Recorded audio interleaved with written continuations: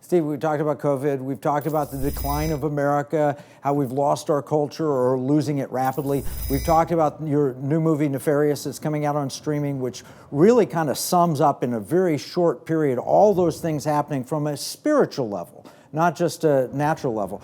So what do you see? I mean, you watch politics. You've called the presidential elections for years, and what do you see with Trump and DeSantis, and what are your thoughts? I think the country right now is undergoing an existential crisis, Kevin, on a spiritual level, on a moral level, on an epistemological level. I mean, we are in an epistemological nuclear winter right now. I mean, the amount of people that know what truth is dwindling only as fast as the amount of people still curious and finding out. The idea that truth is conjured, that it's created by me, it's on the basis of whether accepting it suits my narrative or not. These are all things of moral subjectiveness and theological, pea soups that lead you on the ash heap of history. And there's a lot of, I think, confusion on the right about what can be done about it, whether we can do anything about it. Now, I think there's a rising tide of people on the right that either just want to wave the black flag or the white flag, that think there's no other alternative other than civil war, not realizing, of course, that that's not much of an alternative. More Americans died in Antietam than at any single a day or event other than an abortuary in American history. That's not a great solution, actually. That's kind of a failure. That's where you go when you didn't follow the right solutions. Or they wave the white flag. We couldn't possibly govern righteously. We couldn't possibly find people that represent us. And so all they're left to do is to meme, to vent, to bitch and moan, and to endlessly point out the hypocrisy of our political opponents for no other means other than giving me a feeling of moral superiority and something to post on my Facebook account.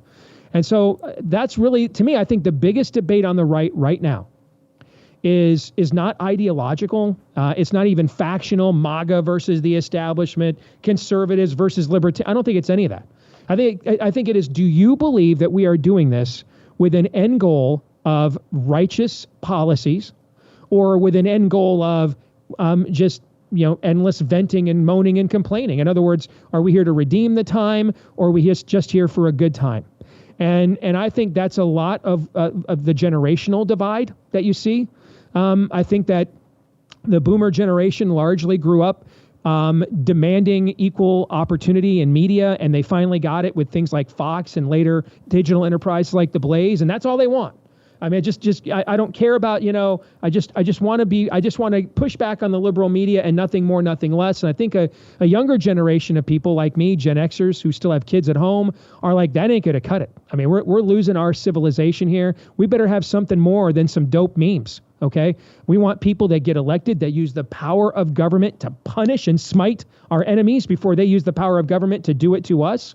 And I think that's really the big argument. And I think that in many respects, Trump and DeSantis are kind of proxies for this. That Trump represents just keep destroying the media over and over and over again, over and over. Okay, great. They're destroyed. Everybody knows Jim Acosta's a hack, and the only people that believe the media are the people that agree with them, that are in union with them. So we're going to do what about it now? Destroy them again, tweet again, post again, meme again. To what end? And DeSantis, regardless of whether you like him or not, kind of represents this new breed of, I ran to wield power, and I'm going to run to wield power.